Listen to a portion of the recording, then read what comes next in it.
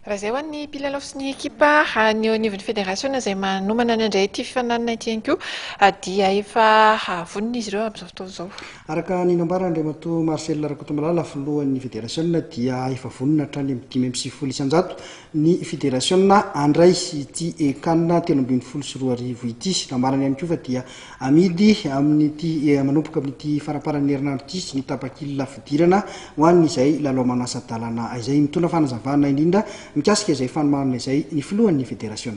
Raha ny fanomanana aloha ngamba dia eo amin'ny 5 isan-jato eo zany fa tomombana tokoa ny fanomanana mitomboka amin'ny kianja izay ilalaovana dia isaorana manokana ny commune raha miezaka izay taona taloha zany amin'ny fanatsarana ny kianja miaraka amin'ny daroan'ny présidence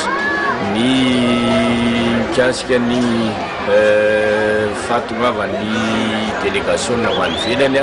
dia ny sabotsy sy ny alady no tonga eto amintsika daholo ny mirareo délégation any vany ivelany ary efa vonona sy tombona avokoa ny fandraisana azy rareo.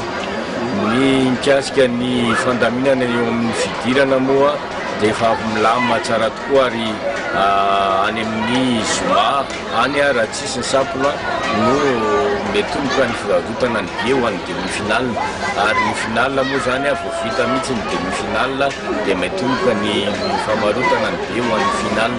Amin'ny ankapobeny zany dia efa mipetrapetraka avokoa ny fandaminana rehetrarehetra zany eo amin'ny lafiny fitantanana sy fanomanana ny lalao. Fitandrona fandriampahalemana mandritra ny fotoana io.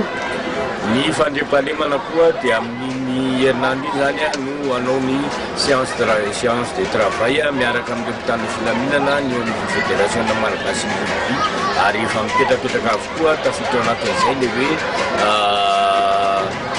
manomboka amin'ny 7 maraina farafatarany dia efa misokatra ny vavahadin'ny Mahamasina amin'ny demi-finale sy amin'ny finale.